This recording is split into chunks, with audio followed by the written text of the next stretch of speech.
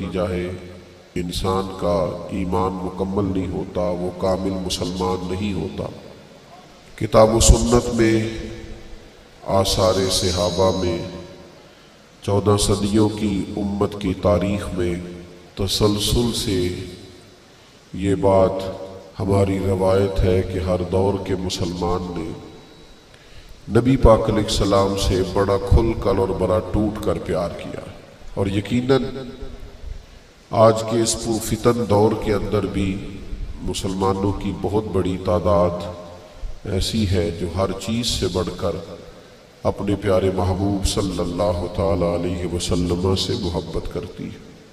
پر یاد رکھیے گا کہ کسی کے چہرے پر نہیں لکھا ہوتا کہ یہ عاشق رسول ہے، اس کے ماتھے پر یہ چیز نقش نہیں ہوتی، اس کی عادات، اس کا اخلاق، اس کے اطوار، اس کا کردار، اس کی گفتگو یہی بتلاتی ہے کہ یہ شخص نبی پاک علیہ السلام سے کتنا پیار کرتا ہے۔ ہر چیز کے کچھ نہ کچھ تقاضے ہوتے ہیں، کچھ نہ کچھ علامات ہوتی ہیں، تو محبت رسول صلی اللہ تعالی علیہ وسلم کی بھی کچھ علامات ہیں۔ ان نشانیوں سے، ان علامات سے، ان تقاضوں سے پہچانا جاتا ہے کہ یہ مسلمان اپنے کریم نبی صلی اللہ علیہ وسلم سے بہت پیار کرتا ہے۔ قرآن مجید فرقان حمید نے ارشاد فرمایا کہ انا ارسلناک شاہدا ومبشرا ونذیرا، اے محبوب علیہ السلام، ہم نے آپ کو گواہ بنا کے بھیجا ہے، خوشخبری دینے والا بنا کے بھیجا ہے، اور ڈر سنانے والا بنا کے بھیجا۔ یہ شانیں آپ کو دی ہیں لتؤمنوا باللہ ورسولہ وتعزروہ وتوقروہ، تاکہ لوگ اللہ پر بھی ایمان لائیں، اللہ کے رسول پر بھی ایمان لائیں، اور نبی پاک کی تعظیم بھی کریں، توقیر بھی کریں، وتسبحوہ بکرۃ واصیلا، اور صبح و شام اللہ کی پاکی بیان کریں۔ تو نبی پاک صلی اللہ تعالی علیہ وسلم پر ایمان لانا یہ محبت رسول کا پہلا تقاضا ہے۔ میرے عزیزوں، سب سے پہلا حضور کا حق یہ ہے، اور محبت رسول کی سب سے پہلی علامت یہ ہے کہ نبی پاک کی بتائی ہوئی ہر بات پر ایمان لایا جائے۔ صحابہ کا طریقہ یہ تھا کہ وہ کبھی بھی دیر نہیں کرتے تھے، جس طرح حضور فرما دے اور جس وقت فرما دے اور جس طرح فرما دے، کھول کر فرما دے یا اشارے سے فرما دے۔ یعنی نبی پاک علیہ السلام نے 2 رکعتیں نماز مسجد اقصی کی طرف منہ کر کے پڑھائی، اور 2 رکعتوں کے بعد رخ پھیر لیا اور نماز بیت اللہ کی طرف منہ کر کے پڑھائی۔ انہوں نے کوئی سوال جواب ہی نہیں کیا، انہوں نے کہا کہ ہمارا تو قبلہ ہی مدینے والے محبوب کی ذات ہے۔ گویا حاجیو آؤ شہنشاہ کا روضہ دیکھو، کعبہ تو دیکھ چکے ہو، کعبے کا بھی کعبہ دیکھو۔ جس طرح حضور کی چاہت ہو، سر تسلیم خم ہے جو مزاج یار میں آئے۔ تو سرکار دو عالم علیہ السلام کی ہر بات پر ایمان لانا، اور نبی پاک علیہ السلام کے ہر ارشاد کو دل و جان سے تسلیم کرنا، اور قرآن مجید نے اس مفہوم کو بیان کیا کہ حضور کے حکم پر اپنے دل میں کوئی بوجھ نہ محسوس کرنا، کشادہ روئی کے ساتھ سرکار کا ہر فرمان دل و جان سے قبول کرنا، جو حضور فرما دے، جو کریم فرما دے، جو جس وقت فرما دے، اس پر پورے طور پر عمل کرنا، یہ محبت رسول کا پہلا تقاضا ہے۔ اور دوسری بات، حضور کی تعظیم ہو، نبی پاک کی توقیر ہو، مومنوں کی طبیعتیں ڈھلی ہوئی ہو، حضور کا نام پاک آئے تو آنکھیں خود بخود جھک جائیں، دلوں میں خود بخود نرمی پیدا ہو جائے، وجود پر کیف طاری ہو کہ محبوب کا ذکر خیر آیا۔ نبی پاک علیہ السلام کا تذکرہ کرتے وقت، حضور کی بات کرتے وقت، نبی پاک کی احادیث بیان کرتے وقت، سرور کائنات علیہ السلام کے نام کی بزم سجاتے وقت مومن انتہائی تعظیم اور توقیر کا خیال کرے۔ شاہ عبدالعزیز دباغ رحمۃ اللہ علیہ فرمایا کرتے تھے، میں تو نبی پاک کی محفل میں بھی اس طرح بیٹھتا ہوں جس طرح گویا حضور کے سامنے بیٹھا ہوا ہوں، اس لیے کہ حضور کی بات ہونے لگی ہے، نبی پاک کی حدیث کی بات ہونے لگی ہے، تعلیم کی بات ہونے لگی ہے، تعلیم کتاب و سنت کی بات ہونے لگی۔ تو تعظیم کے جذبات پورے طور پر، حضرت عمر ابن عاص رضی اللہ تعالیٰ عنہ صحابی رسول ہے، ہر صحابی بڑی عظمتوں والا، شانوں والا، برکتوں والا۔ حضرت عمر ابن عاص خود ایک بات ارشاد فرماتے ہیں، مسلم شریف میں موجود ہے، فرماتے لوگوں اگر تم مجھ سے کہو نا کہ حضور علیہ السلام کا حلیہ بیان کرو تو میں کریم کی بارگاہ میں رہا ہوں، صحبت اٹھائی ہے، قدمین میں بیٹھنے کا موقع ملا ہے، لیکن میں حضور کا حلیہ نہیں بیان کر سکتا۔ تم مجھے کہو کہ میں محبوب کے ابرو مبارک کی بات کروں، بھینی مبارک کی بات کروں، چہرہ والضحیٰ کی بات کروں تو میں حلیہ نہیں بیان کر سکتا، اس لیے کہ حلیہ تو وہ بیان کرے گا جس نے آنکھیں کھول کے پورے طور پہ زیارت کی ہوگی۔ تو ہم تو وہاں بیٹھتے تھے تو نظریں جھکا کر، ہم تو وہاں بیٹھتے تھے تو ذرا سمٹ کر، ہم تو ذرا بیٹھتے تھے تو لہجے کا وضو کر کے، ہماری طبیعت نہیں تھی۔ آپ دیکھیے نا، خود نبی پاک علیہ السلام نے فرمایا مجھ سے سوال کرو، اور فرمایا سوال آدھا علم ہے، سوال پوچھنا چاہیے۔ آپ کے ذہن کے اندر کوئی سوال ہے شرعی، اس پر پوچھ لینا چاہیے، اس پر بات کر لینی چاہیے۔ نبی پاک علیہ السلام منبر پر ارشاد فرماتے کہ جس نے جو پوچھنا ہے پوچھے، لیکن حضرت مولا علی شیر خدا رضی اللہ تعالیٰ عنہ فرماتے میں نے بھی ایک سوال پوچھنا تھا، لیکن ہفتوں گزر گئے میں پوچھ نہیں سکا۔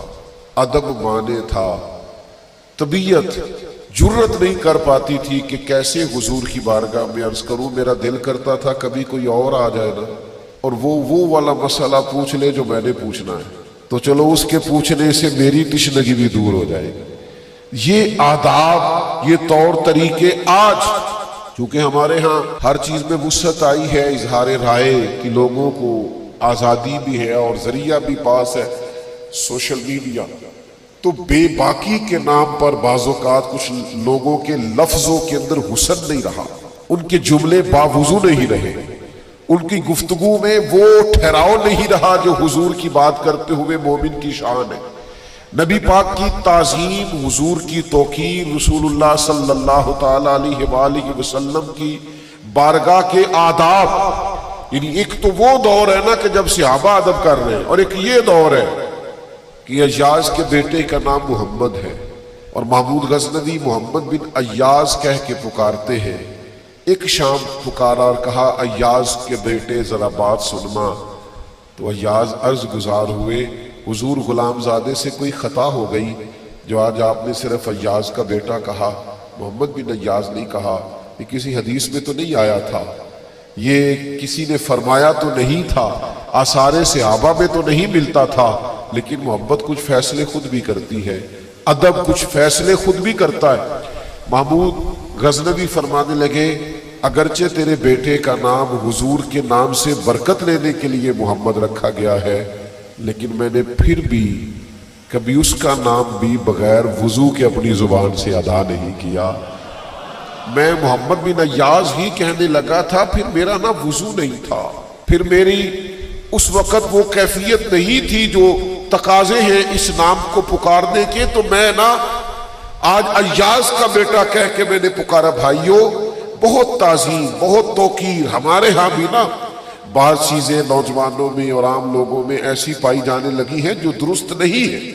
ہمیں حضور کے آداب مبارکہ کا پورے طور پر خیال رکھنا ہے، ان تقاضوں کو سمجھنا ہے۔ حضور کا نام پاک لے تو ذرا حسین کر کے لے، یعنی نبی پاک علیہ السلام کا نام لے تو ذرا آداب کے ساتھ۔ ایمرجنسی جب ہوتی ہے نا تو ایمرجنسی میں ادب نہیں یاد رہتا، یعنی خدا نہ خواستہ کسی کے کرتے کو پیچھے سے آگ لگ جائے تو وہ صاحب کوئی عالم فاضل ہو، شیخ ہو، درویش ہو تو ان کے القاب نہیں پکارے جائیں گے، پیر طریقت، راہبر شریعت، تو یہ لفظ نہیں کہے جائیں گے حضرت، قبلہ، الحاج، شیخ، صوفی، اتنی دیر میں چاہے آگ سارا کام کر جائے۔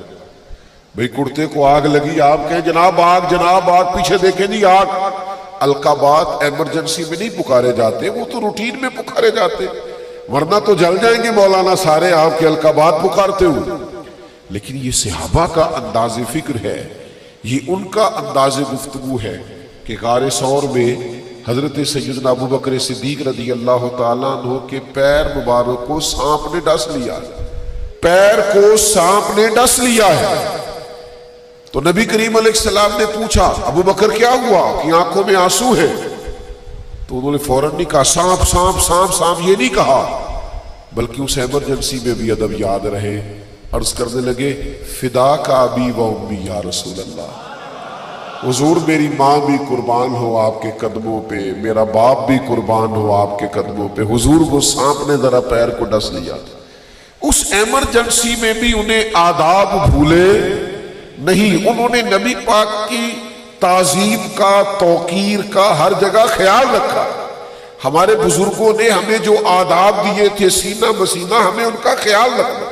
اور تیسری بات، حضور سے کسی کو پیار ہو اور پھر وہ سچ نہ بولے، نبی کریم علیہ السلام سے محبت ہو پھر انسان معاذ اللہ بددیانت بھی ہو، پیار حضور سے کرے اور سارا محلہ اس سے تنگ بھی ہو، تو پھر اس نے پیار نہیں کیا، پھر اس نے محبت کا تقاضا نہیں سمجھا، پھر اپنے محبوب کے جلووں کی روشنی سے فیض یاب نہیں ہوئی. یہ حدیث پاک سنیے گا، سیاستہ میں موجود ہے. ایک جگہ پہ نبی پاک علیہ السلام نے وضو فرمایا تو صحابہ نبی پاک علیہ السلام کا بچا ہوا وضو کا پانی اپنے وجود پر ملنے لگے. تو اللہ کے پیارے حبیب علیہ السلام نے فرمایا تم یہ کام کیوں کر رہے ہو؟ سوال کیا. اگرچہ حضور جانتے کہ تقاضۂ محبت کی وجہ سے کر رہے، وارفتگی کی وجہ سے کر رہے، جو ان کا شوق ہے حضور کی غلامی کا، اس شوق نے انہیں مجبور کیا. نبی پاک علیہ السلام نے پھر بھی پوچھا یہ کیوں کرتے ہو؟ تو عرض کی یا رسول اللہ آپ کی محبت کی وجہ سے کرتے ہیں. اور یہ صحابہ کی شان تھی، ورنہ ماں بھی کبھی کسی بیٹے کے وجود سے لگا ہوا پانی چہرے پہ نہیں ملتی. وہ بھی کبھی ریٹ صاف کرتی ہے بیٹے کی تو یوں چہرہ پھیر کے کرتی ہے. حضور کا بچا ہوا پانی چہروں پر وجود پر ملا جا رہا ہے. کریم نے سوال پوچھا کیوں کر رہے ہو؟ یا رسول اللہ صلی اللہ تعالی علیہ وسلم آپ کے ساتھ جو ہمارا پیار ہے، آپ کے ساتھ جو ہماری محبت، اس محبت کی بنیاد پر یہ کر رہے ہیں. پتہ ہے حضور نے اسی وقت فرمایا جو چاہتا ہے نا کہ اللہ رسول سے محبت کرے اور اللہ رسول اس سے محبت کرے، اسے چاہیے جب بات کرے تو سچ بولے، اور جب اس کے پاس امانت رکھی جائے تو وہ دیانت کا مظاہرہ کرے اور اپنے پڑوسی سے اچھا سلوک کرے. یہ تین علامات اپنے اندر پیدا کرے، یہ تین باتیں اپنی طبیعت میں لائے تاکہ وہ اللہ رسول سے پیار کرے اور اللہ اور اس کا رسول اس سے پیار کرے. اگر زبانیں جھوٹ بھی بولتی ہو اور حضور کی محبت کے ترانے بھی پڑھتی ہو تو یہ تضاد ہوگا. اگر کوئی بددیانتی کا مظاہرہ بھی کرتا ہو اور ساتھ وہ اپنے سینے میں حضور کی محبت کا بھی تقاضا کرتا ہو تو لوگ کہیں گے یار یہ تیرا تضاد ہے، یہ بات درست نہیں ہے. تجھے عملاً بھی تو وہ ساری باتیں کرنی چاہیے نا جو محبت رسول کا تقاضا ہے. تو ایک تو اللہ رسول پر ایمان لائے، ہر بات کو مانے، دوسرا تعظیم کرے، تیسرا سچ بولے، جھوٹ سے بچے، اور چوتھا جو رب رسول سے پیار کرے نا اسے چاہیے کہ سادہ طرز زندگی اختیار کرے، اپنی طبیعت کو بہت زیادہ ملمہ سازی سے بچائے، اپنے آپ کو بہت زیادہ آسانیوں سے بچائے، طبعاً اور مزاجاً فقیر منش ہو. یہ حضور کی محبت کا تقاضا ہے. میں دلیل دوں گا اس پر.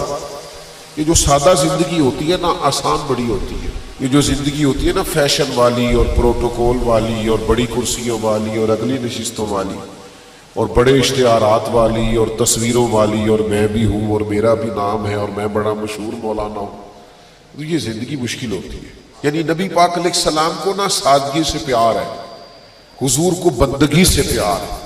نبی پاک صلی اللہ تعالی علیہ وسلم اپنے چاہنے والوں کے سے یہ تقاضا کرتے کہ ان کا رہنا سہنا، ان کا کھانا پینا، ان کا ملنا، ان کا تعلقات کرنا یہ سادہ ہو، عام ہو، تکلفات سے بچے ہوئے ہو.